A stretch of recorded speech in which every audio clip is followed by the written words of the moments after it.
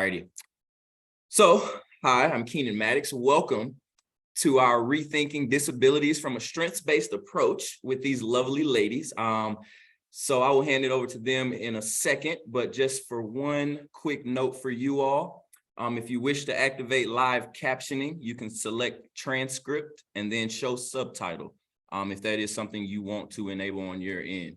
And then from there, with any questions that you all may have throughout the presentation, the lady said, go ahead and ask those questions. They'll facilitate any questions with you all. So I'm going to hand it over to them, turn off my video, and I won't steal the show any longer. Go ahead, ladies.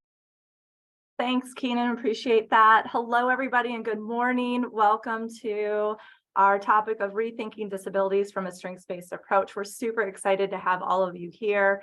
We'll first start by introducing ourselves, and then we'll move into the presentation. So I'll start. My name is Stephanie Mahal. I'm the Assistant Athletic Director at the University of Kansas. I'm a Director of Learning Services. And I'll turn it over to Lauren.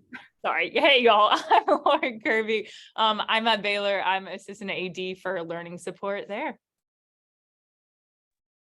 Hey, everyone. Carli Faulkner, Manager of Student Learning here at LSU. Hey y'all, I'm Walke, and I'm the Associate Director of Learning Support at Baylor. Awesome. Well, again, thank you so much for joining us. This looks like it's a really popular topic. It looks like we have about 67 people joining us, which is super exciting for us. We really felt like this was a topic that was relevant for the conference, especially in the theme of redefining. We really want to think about how we can rethink talking to student athletes about disabilities.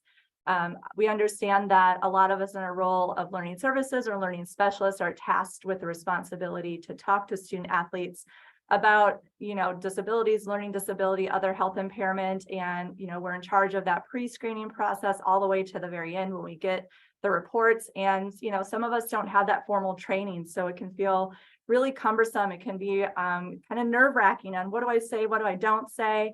And so we felt like it was appropriate to bring this topic to the group, and hopefully you're going to be able to walk away with some really insightful tips on how you can have conversations with your student athletes. We did want to just kind of mention how we all kind of came together as, with me being at the University of Kansas and Lauren and Molly Ann are at Baylor. We've had some conversations about this within our Big 12 Learning Services, and we got connected with Carli because Lauren and Molly Ann have a great relationship building from LSU as well. So that's kind of how we come together. We all kind of do this a little bit differently. Even though we have the same goal in mind, things look a little bit different. And so we are excited about sharing our perspective. As Keenan mentioned, we do welcome questions. Throw those in the chat, if you will, and then we will answer those questions to the best that we can at the end. So let's go ahead and just get started in the presentation. So first, we're going to look at our models of disability and kind of what's influenced our perspective. Historically speaking, the deficit-based model of disability has been the most prominent in society. And it's also known as a medical model or a functional limitation model. And as you can see from the definition we have here is that the deficit-based model views an individual's disability as an abnormality or deficiency. It's considered the primary causal source of an individual's enduring state of limitation in thinking and acting within a social world. And so really with this deficit-based model, what we're doing is our main focus is to remediate, fix, or cure the disability. We put a lot of the pressure or the burden on the individual that something is wrong with them, that it's their fault, that something is not, working to the ability that they would like for it to occur. Well, what comes with that often then is stigma. And so stigma has been often associated with disability, where a person might feel a sense of shame, or, you might have heard students come in and say, well, I just feel stupid, I can't do this. Or there might be a sense of abnormality because there's a difference from what has been kind of set in society as the norm, if you will. And As we can see in some situations, K through 12 can reflect a deficit model. And in large part, that's in order for students to receive accommodations, because as many of us know in the field, that in order for a student to receive reasonable accommodations, they have to have an IEP or go through the 504 process. And so that's where we start to develop labels, and, students can be pulled into certain, parts of a high school pullout, or, there could be a sense of a narrative starting to develop that they're different, and not necessarily in a positive way. They can feel a sense of loss, or they internalize feeling less than. And so they carry that with them then when they get into higher education. And because of this stigma, some students then will choose not to self-report if they do have a diagnosed disability and they're receiving accommodations. And we also know there's several students who can go through all of K through 12 and never gone through the testing process at all. And so they might feel a sense of stigma based upon how they saw others treated.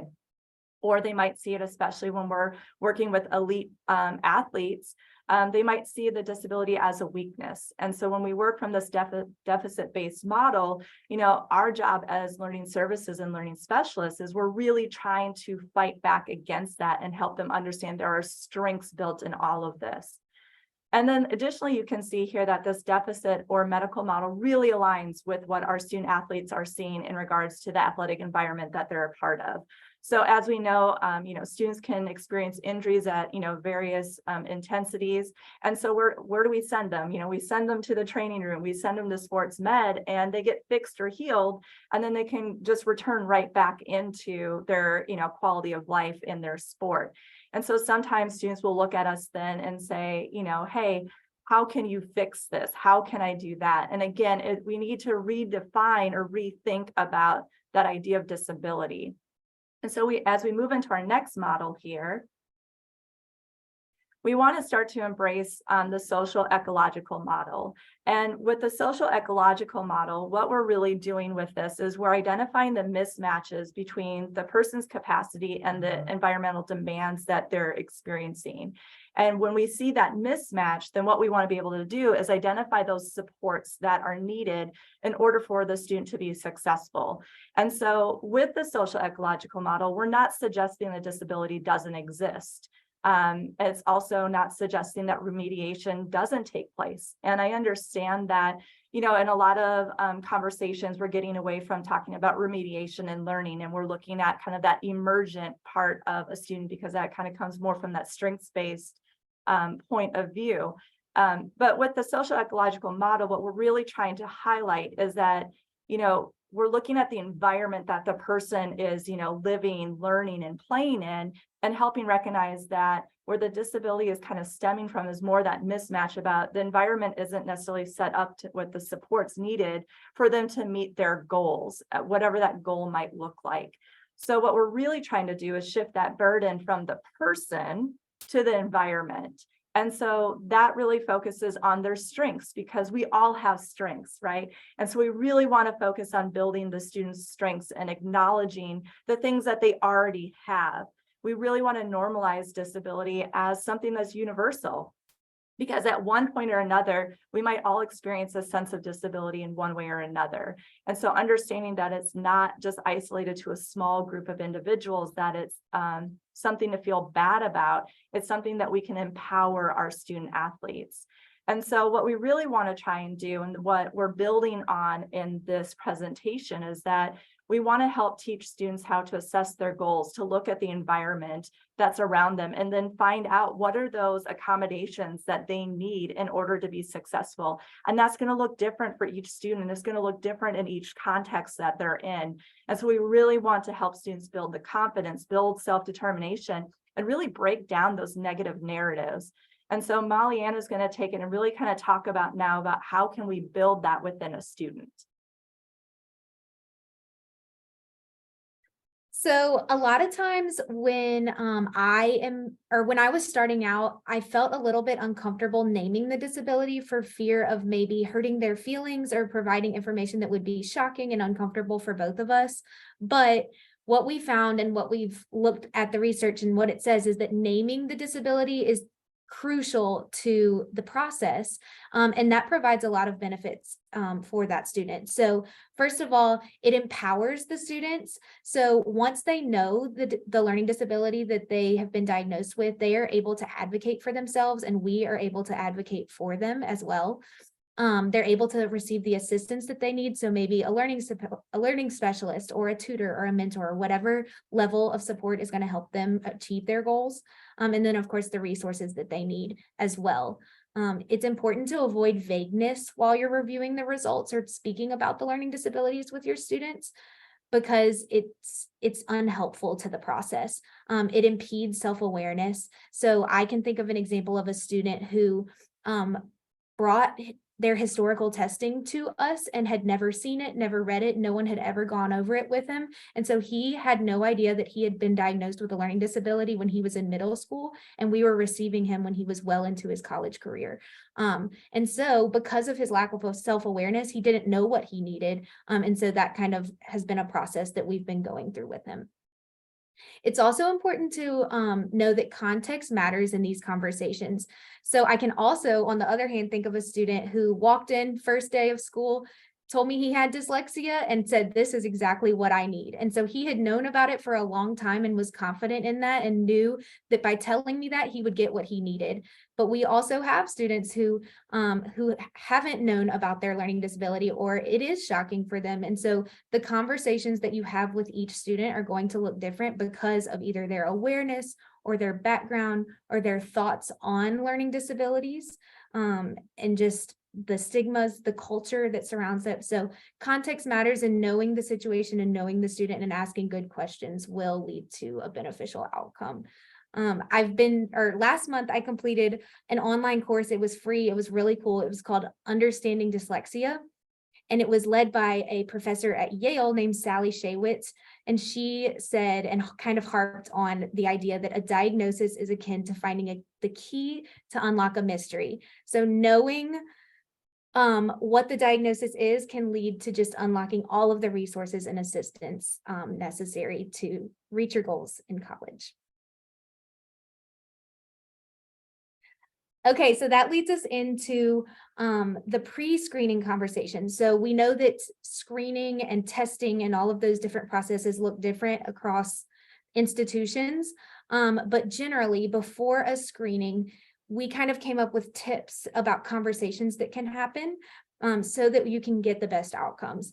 So we talked about mentioning the importance of screening to students and how the results of the screening could lead to the resources that you need to be successful. So before the screening, it's important to get a good night's sleep so you're not tired, you can get accurate results. Eat a good meal so you're not hungry or hangry or trying to get out of there as fast as you can.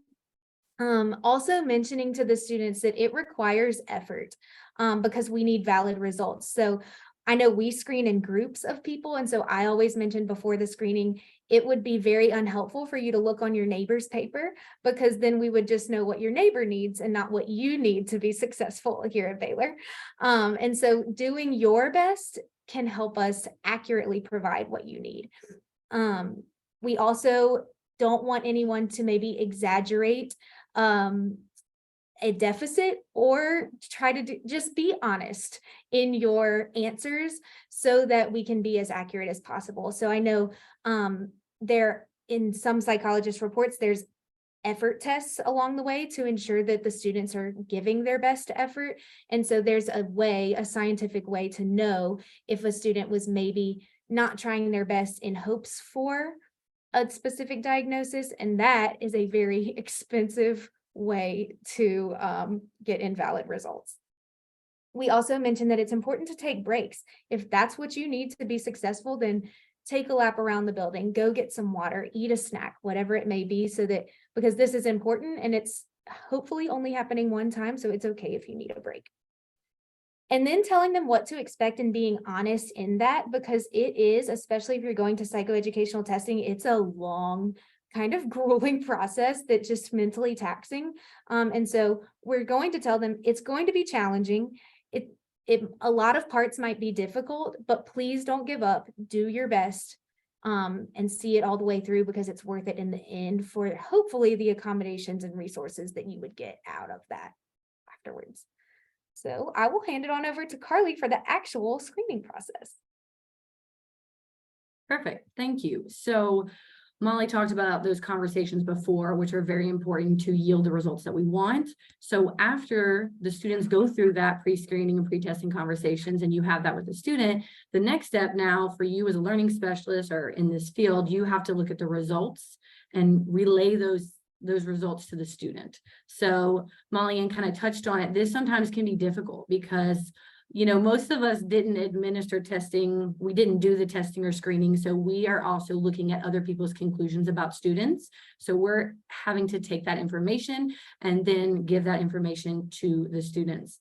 And like she said, some students have gone potentially their whole life undiagnosed, and you're that first person to tell them about that disability or potential disability.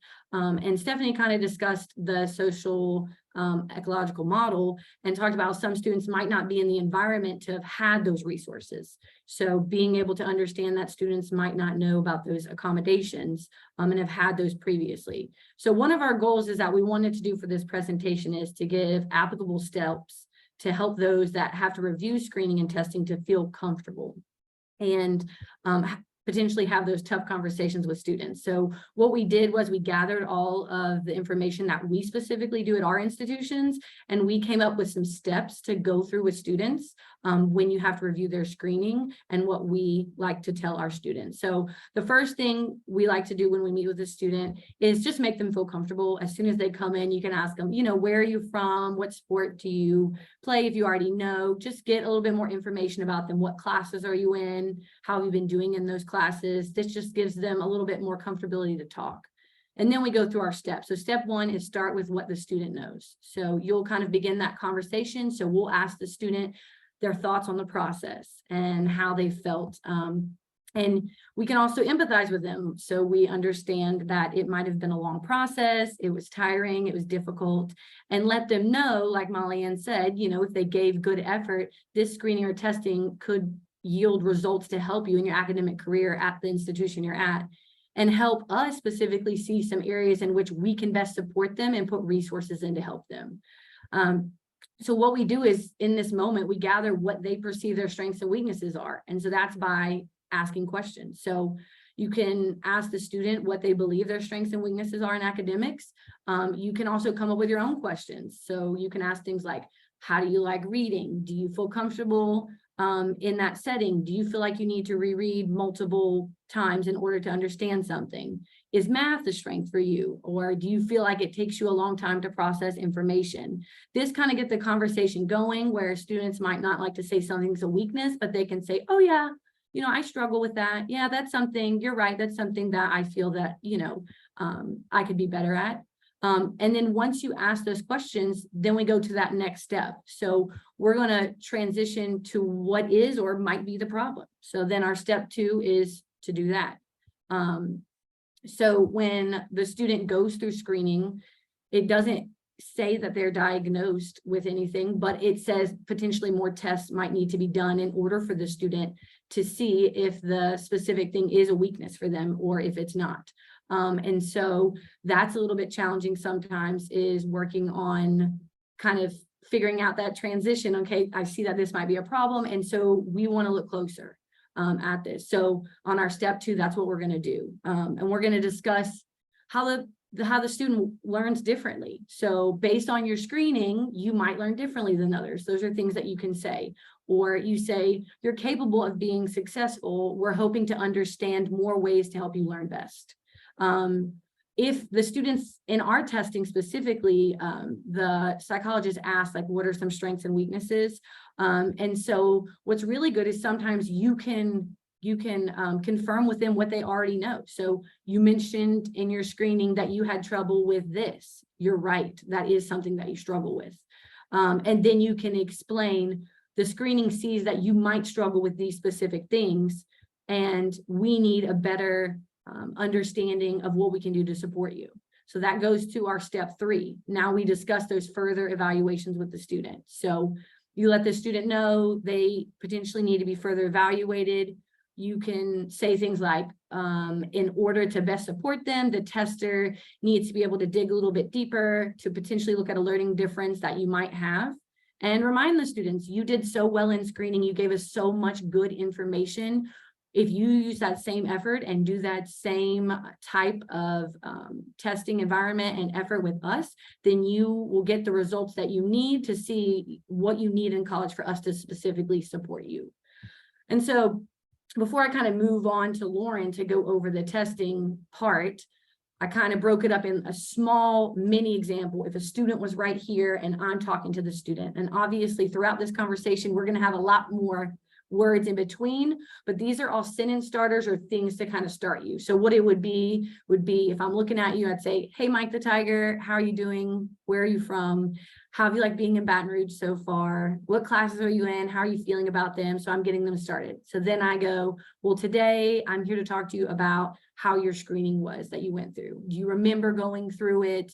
What was it like? I understand it took, trust me, a lot of energy out of you, but you gave such good effort. We were able to get results from it. So then I move on to, what would you say your strengths are academically? We saw some of that in our testing, that you do well with your short-term memory and you do process things very quickly. However, you are right. We do see that you might struggle with some other things. And so you talked about how you had trouble with reading, and the test shows that. So you're right. This category is hard for you. So what the report says is that your reading comprehension, your fluency seems to be just the weakness that you're struggling with compared to the other things that we look at. And I can understand how that might frustrate you when it comes to rereading passages multiple times or large chunks of information given to you at once. Do you agree with this? Do you feel like this is something you struggle with? And then you keep going with the student. And then the further evaluation would be something like, in order to be able to confirm if these are your areas of weaknesses, what we need to do is go through one more round of testing.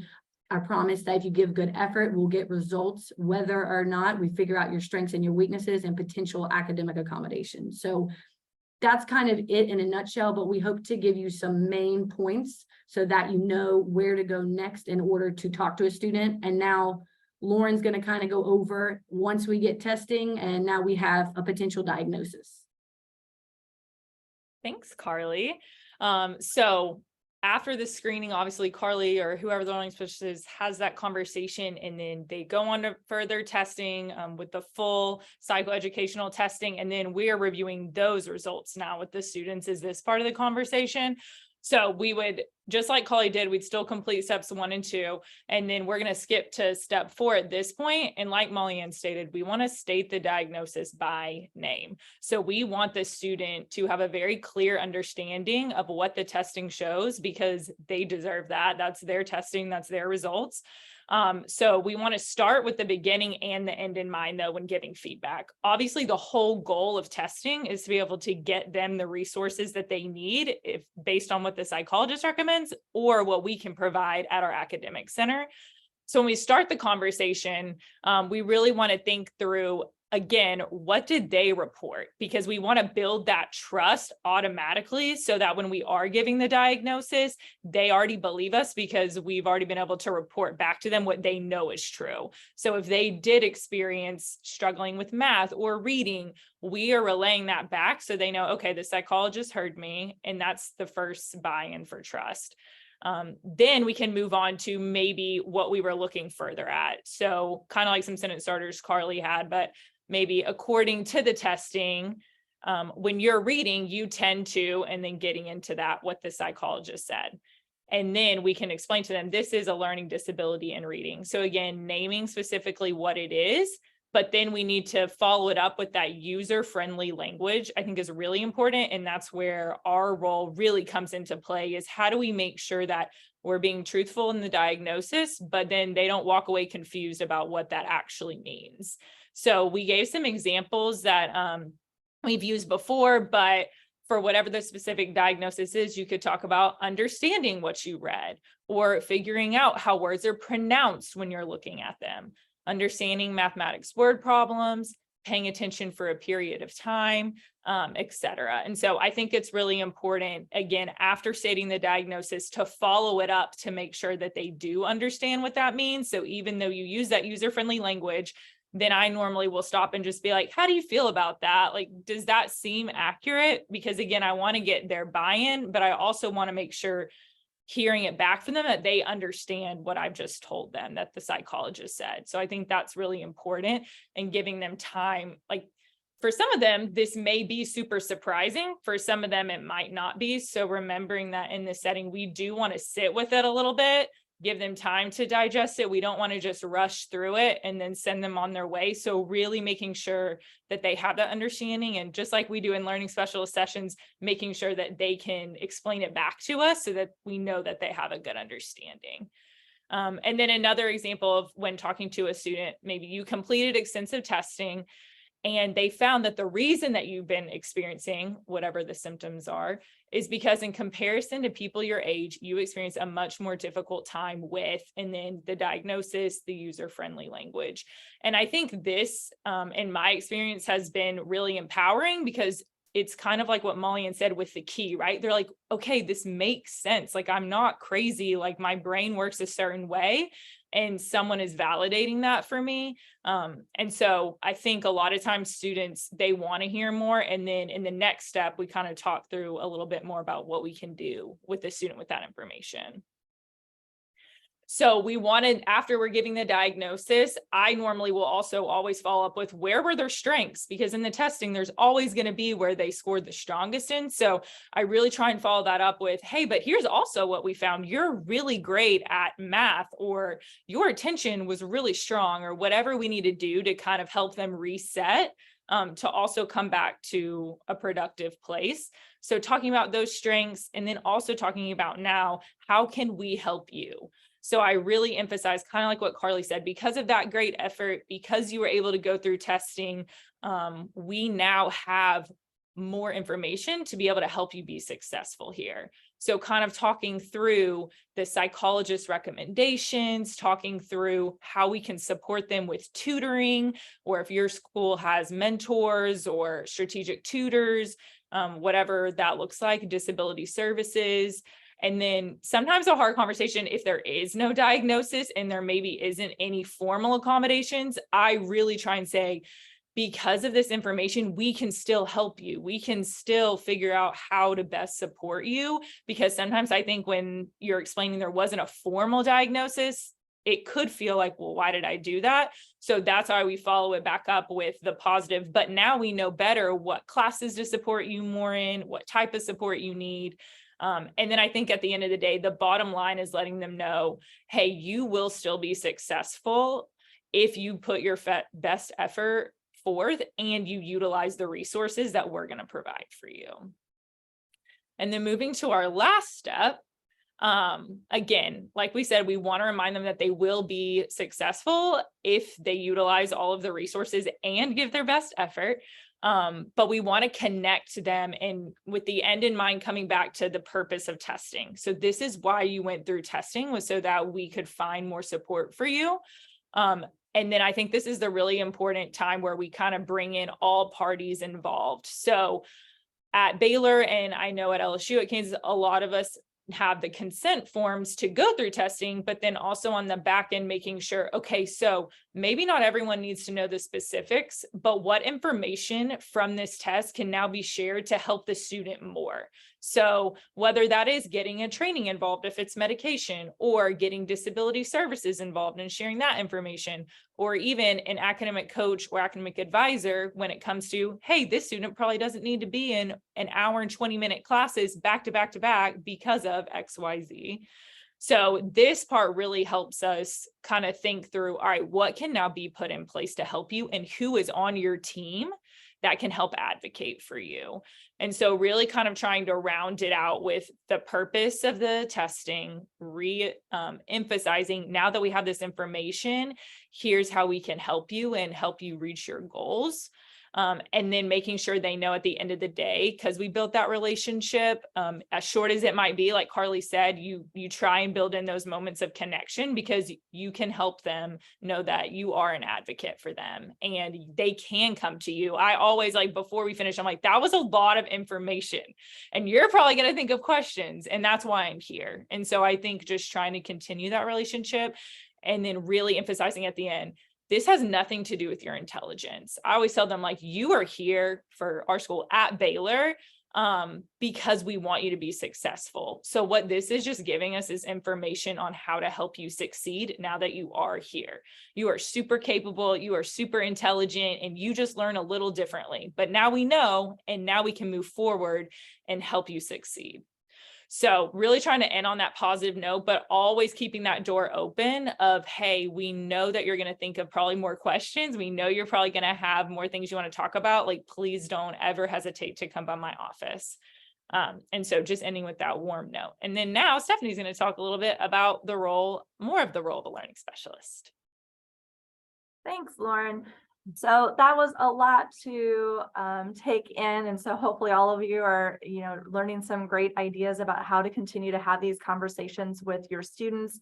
And hopefully you're starting to notice some common themes in regards to what is our role as a learning specialist. And so some of the things that we thought of in going through this process is the idea that we're there to support our student athletes. We're there to be advocates and teach them how to be advocates, and we're there to encourage.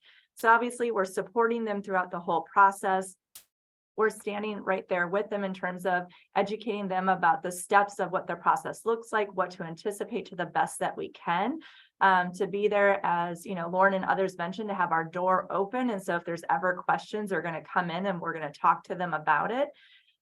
We're going to be advocates. And so for some students, because they don't know how to advocate for themselves quite yet, we're going to be that voice that's going to help them find the resources that they might need in order to be successful. But I think it's also imperative that we teach students how to be advocates for themselves, because our goal as a learning specialist is to help prepare our students to be able to do great things once they graduate. And so they need to learn how to advocate for themselves, because I'm not going to be calling their boss in a job, at 8 a.m. to help, tell them something. So we need to teach our students how to be advocates as well.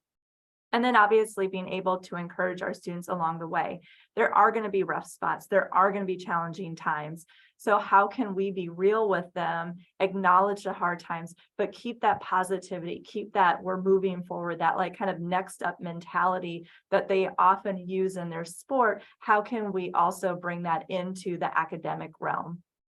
Also, it's really important as a learning specialist is that we have confidence in what we're doing.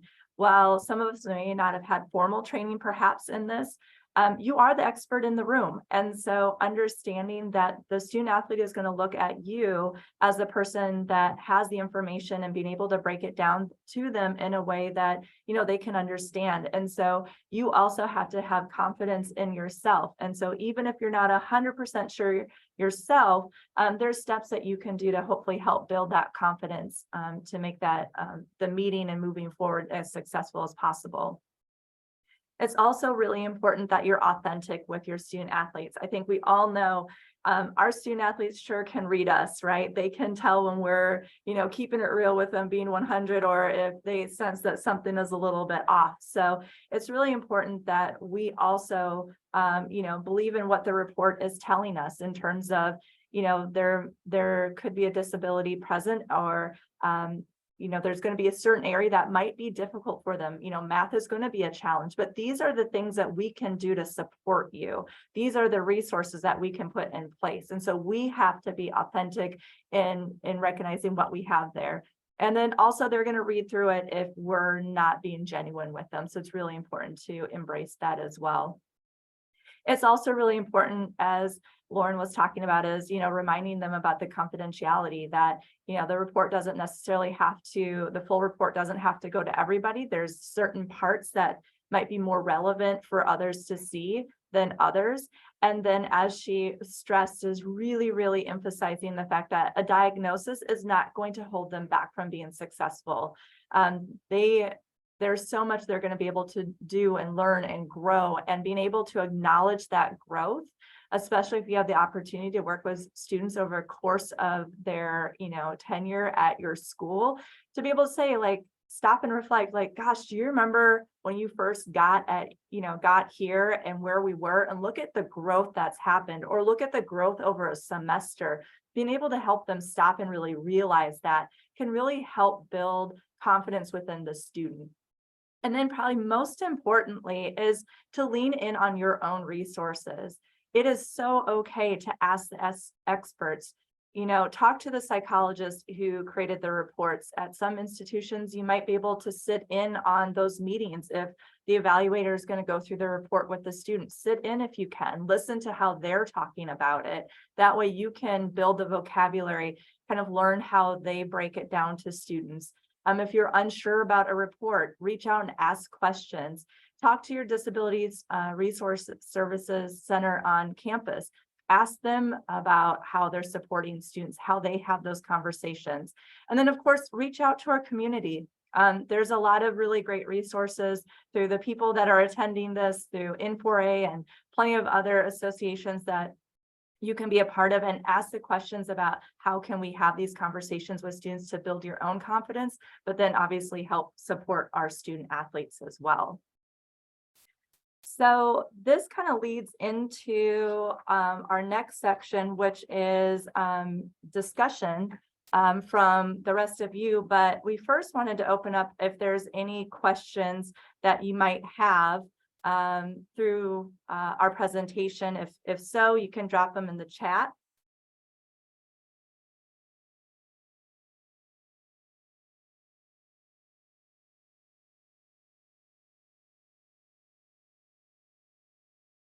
And totally okay. If not, we can move into our discussion questions to help welcome conversation amongst the group.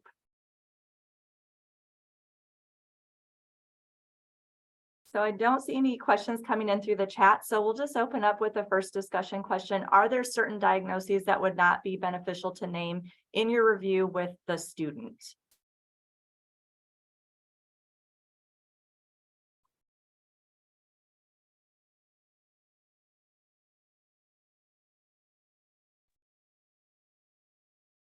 Maybe we can kind of follow up on this just with our group, but I know we talked about at Baylor, if borderline intellectual functioning is on the report, that is when we're looking at the testing, what is beneficial for the student and what is actually going to help them. And I think in those situations, I think it's still important to talk about where were their strengths, but then we do have the conversation of there were multiple areas where we're going to need to dive in and add quite a bit of support. So we're probably not going to be naming that diagnosis. We are going to talk about what the results showed.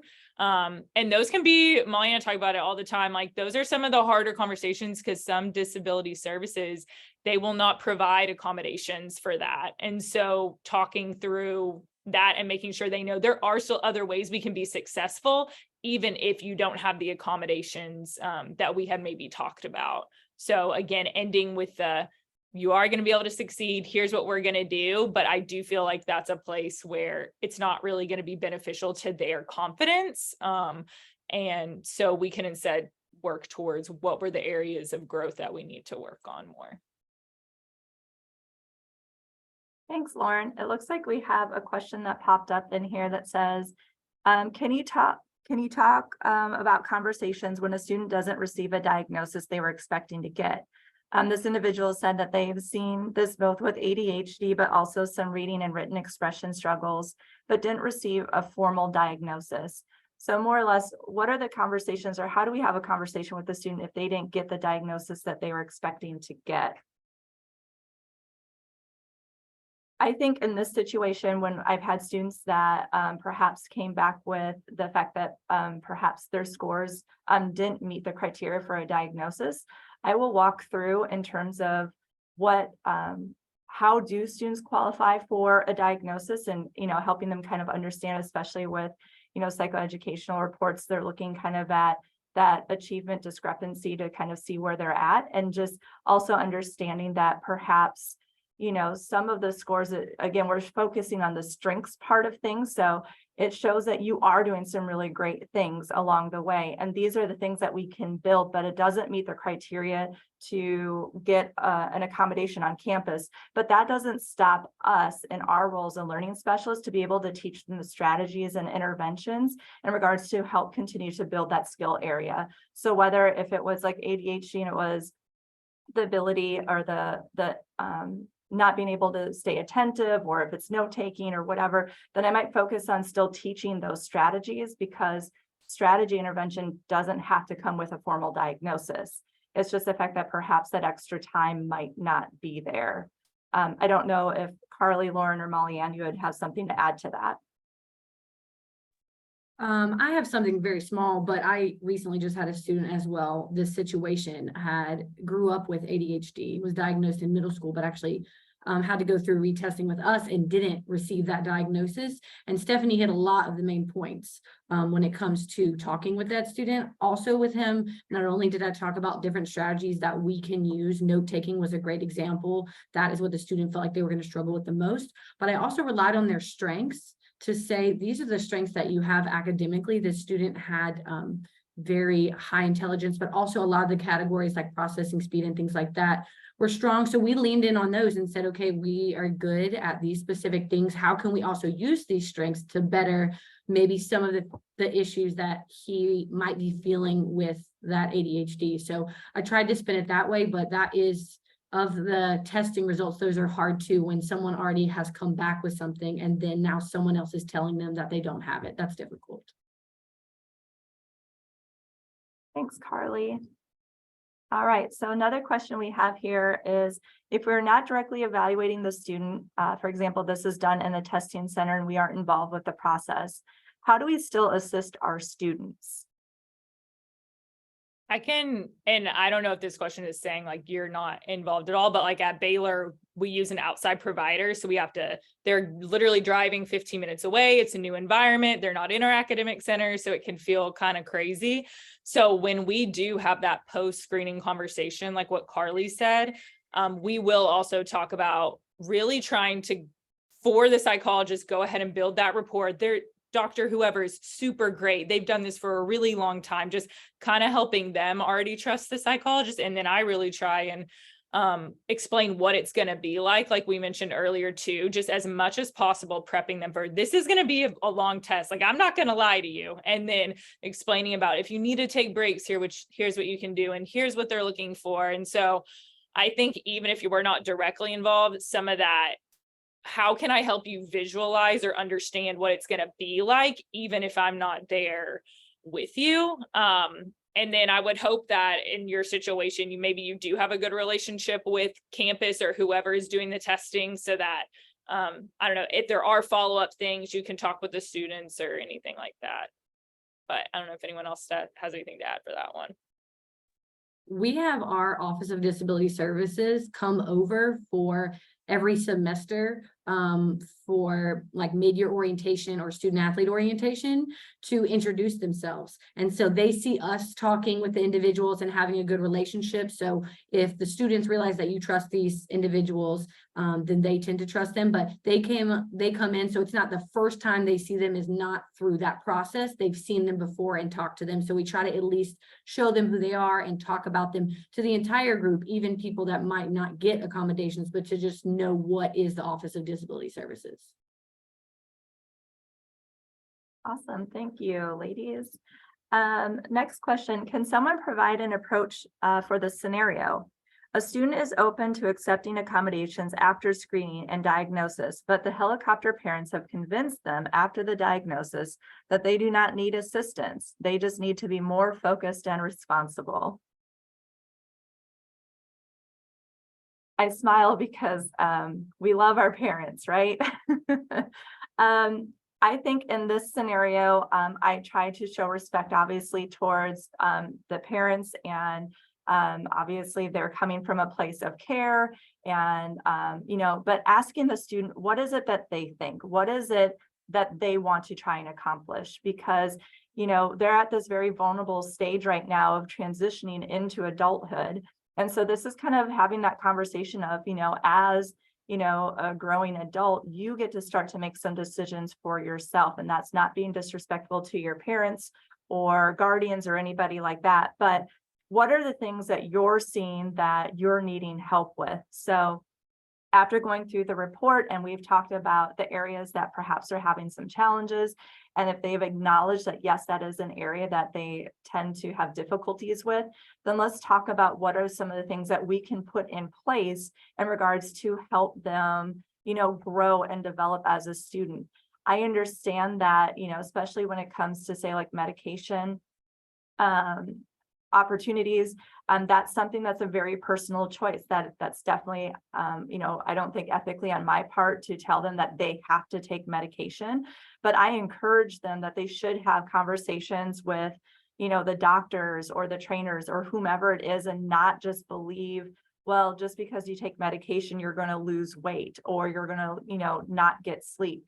It's a very personal journey. And so we have to do what's best for you and build on the strengths that you need. And then I think it also goes back to Lauren's point earlier, where we just need to keep the door open. And so they might need some time to process and kind of separate what are, if maybe they're feeling outside pressure from a parent or a coach or from somebody else, and understanding what they need. They might need some time to process, and then bringing them back in and just having a follow-up conversation. But this doesn't have to happen all at once. Just because we have this one conversation doesn't mean this is it.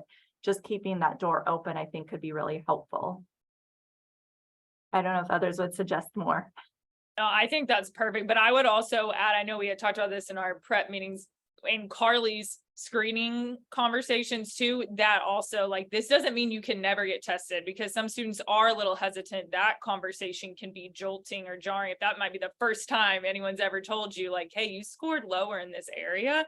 And so with the open door, I think with anything like that, accommodations, going through further testing, saying like, this isn't the end of the road, I'm always here. And we can always pick this conversation back up. But I'm always also realistic of, if it's testing, like, it could be a little while, because anyone who's in charge of testing knows that's a crazy puzzle to fit sometimes. So I think being realistic, but to that point of the testing too, just because it's not now doesn't mean it can never happen. I would also add that assuming that you don't need assistance because you just need to be more focused and responsible kind of goes towards like the deficit model, and that like when they receive the diagnosis, it's just showing that their brain is a little bit different. It's not that something's wrong with them or they're not like good enough. It's that their brain simply works different, and accommodations kind of even the playing field so that they're operating and having the resources that they can lean on. Now, if they're not going to use the resources, then that might put them in set them up for not success. But the accommodations are not there. It's not supposed to be a burden, I guess, for them to just magically be more focused. Like, the accommodations are helping them be more focused and responsible, so that they don't feel that weight to do that themselves. This could be bad, so in the chat, don't blow me up, but in my conversations, I'm always like, let's ask for everything and you use whatever you want. You may never use some of these, but let's let disability services decide what the paperwork shows based on the report, and then you can use or not use whatever you want, but let's get them in place so that they're there if we ever do want them. And so I think that's a good way to be like, you don't have to use them, but let's get them set up, and then ultimately they normally do want to use them eventually. Thanks, Lauren. Keenan, I saw you pop on, so I'm not sure if we have time for the last question or if we're needing to wrap things up so people can get to the next session. Tough spot you put me in right there, I Stephanie. know. I think we have time for one more question. I know the next sessions will start around 11:20, so however you all see fit. Oh, if it's 11:20, we need to wrap things up. People need to get on and learning. Please do feel free to reach out to us if there's other questions that we didn't necessarily get to today. But again, we thank you so much for joining us, and we hope that you enjoy the rest of the day's support summit. So thank you.